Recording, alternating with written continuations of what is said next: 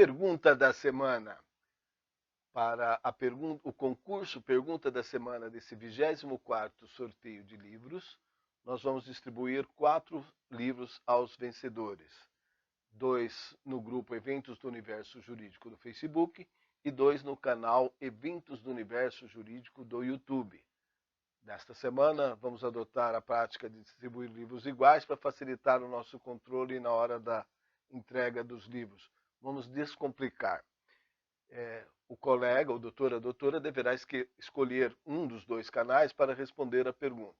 Se eventualmente ele responder no Facebook e também no YouTube, só valerá a premiação para um dos canais, preferencialmente para o Facebook, porque a premiação instituída também no canal do YouTube foi feita para poder contemplar também os colegas que não participam da rede social do Facebook.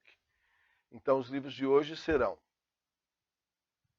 um exemplar do livro Torturas, editora J.H. Mizuno, um livro dos doutores Jorge Pauletti Vanel e Moisés Ponce Malaver. Este livro é finalista do 7º Prêmio República de Valorização do Ministério Público Federal. Tortura, sua identificação e valoração médico-legal. Para e passo, os profissionais do direito, aos quais incumbe acompanhar os casos de seus clientes, na maioria das vezes não dispõem, data máxima vênia, de embasamento técnico para poder alicerçar quaisquer petições e procedimentos investigativos complementares sobre os mesmos, para caracterizar os maus-tratos sofridos. O escopo desta obra é justamente oferecer subsídios mínimos para que saibam como e quando quesitar ante a suspeita de que um detento, de alguma forma, tiver sido submetido a torturas ou quaisquer outros tratamentos ou penas cruéis, desumanas ou degradantes. Então, um livro interessante para você que pretende atuar no direito penal e também na defesa dos direitos humanos.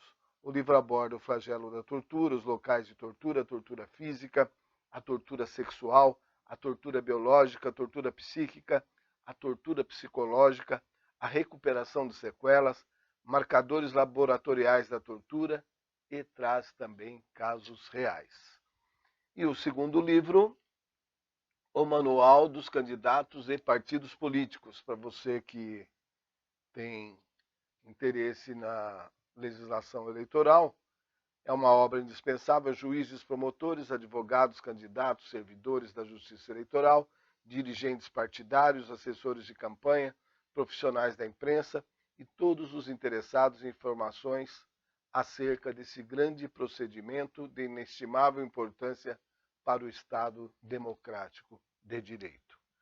Então, ele contém o passo a passo completo sobre a criação de novos partidos, filiação partidária, propaganda partidária, elegibilidade, inelegibilidades, incompatibilidades, arrecadação de recursos e gastos durante a campanha, propaganda eleitoral, condutas vedadas, o dia da eleição, todo o procedimento para elaboração e julgamento da prestação de contas de campanha e demais temas relacionados ao processo eleitoral. Então, são os livros do concurso Pergunta da Semana de hoje. Vamos lá? O coronavírus excepcionalmente impactou o direito em várias das suas esferas, obrigou a adoção de medidas provisórias e outros diplomas legais que visam combater a pandemia da Covid-19. Algumas delas afetam também ao direito penal. Com relação aos aspectos penais da pandemia do novel coronavírus, o brilhante professor Hans Robert Dalbello Braga publicou recentemente na sua linha do tempo no Facebook, um artigo que está compartilhado também no nosso grupo Eventos do Universo Jurídico, uma análise jurídica sobre o monitoramento proposto pelo governador do estado de São Paulo durante a pandemia do coronavírus. Despido de qualquer paixão ideológica, como tem que ser o debate acadêmico, o professor Hans Robert faz uma detida análise técnica à luz da ciência jurídica e compartilha conosco. O governador de São Paulo, João Dória, anunciou por meio da imprensa e de suas redes sociais que criará um sistema de monitoramento inteligente para acompanhar os índices de distanciamento social, bem como de isolamento durante a quarentena, determinada em ato administrativo. Vejam o decreto 64.881, do último dia 22 de março do corrente ano. Esse monitoramento, segundo anunciado, ocorrerá em acordo firmado com as maiores operadoras de telefonia celular do país, Vivo, Claro, Oi e TIM, para identificar os locais onde as pessoas estão e onde há concentração de pessoas, sendo realizados por meio de rastreamento dos aparelhos celulares. O Tribunal das Redes Sociais apressou-se em questionar a legalidade ou mesmo a validade do ato, considerando principalmente os direitos fundamentais garantidos na nossa lei maior.